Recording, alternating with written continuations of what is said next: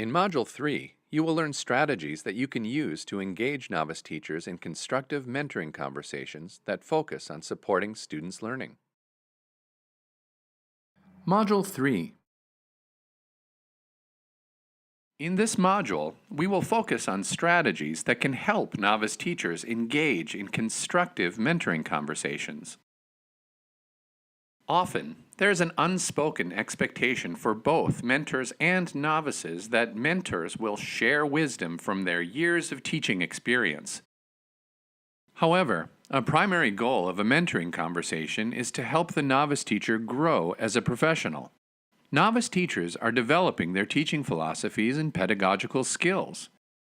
Yet, they also have strong backgrounds in current research on teaching and learning from their teacher education programs. Your role as a mentor is to help a novice teacher develop their interprofessional voice.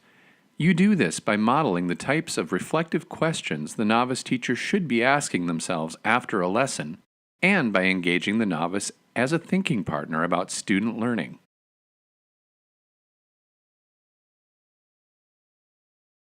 To help engage the novice teacher in the mentoring conversation, the mentor should first frame the conversation by clearly establishing its purpose, structure, and each person's role.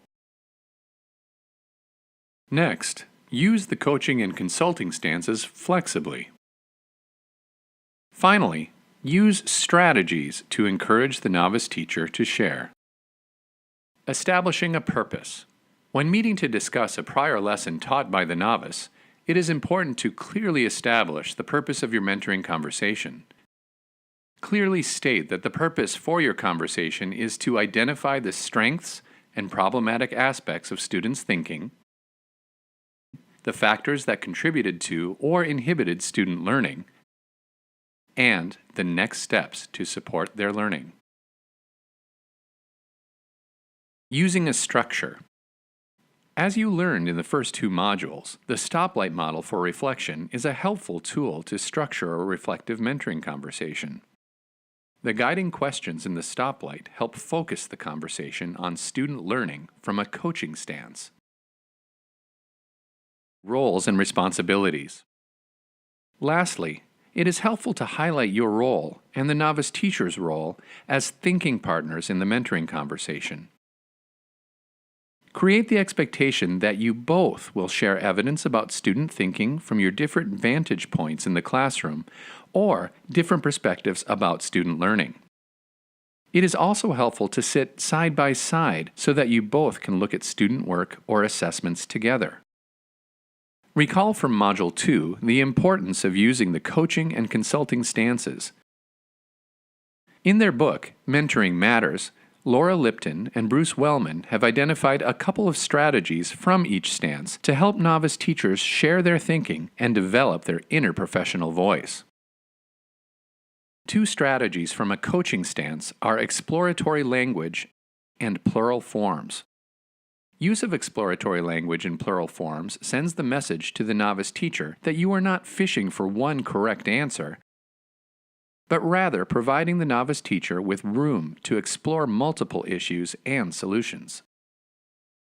When you are using exploratory language, you use words like some, might, and seems.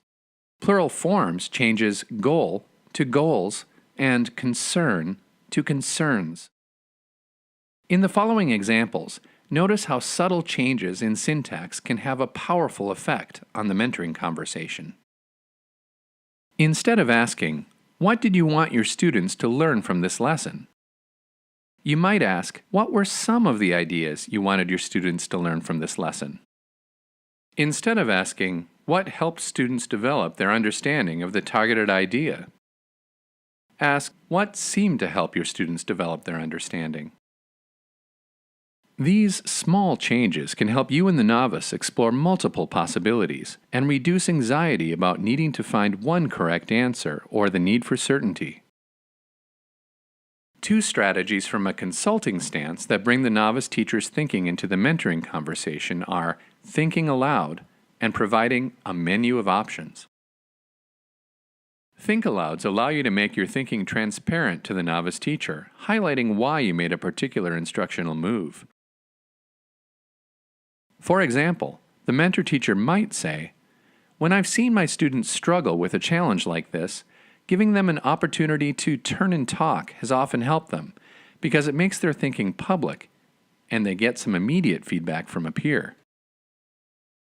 When a novice teacher has run out of ideas or doesn't know what to do, the mentor can present a menu of options which gives the novice a choice about what to do next. For example, the mentor teacher might say, "It sounds like you're unsure about how to elicit students' thinking. I've used turn and talk strategies, KWL charts, and ABCD cards. Do you think any of these strategies would work with your students?"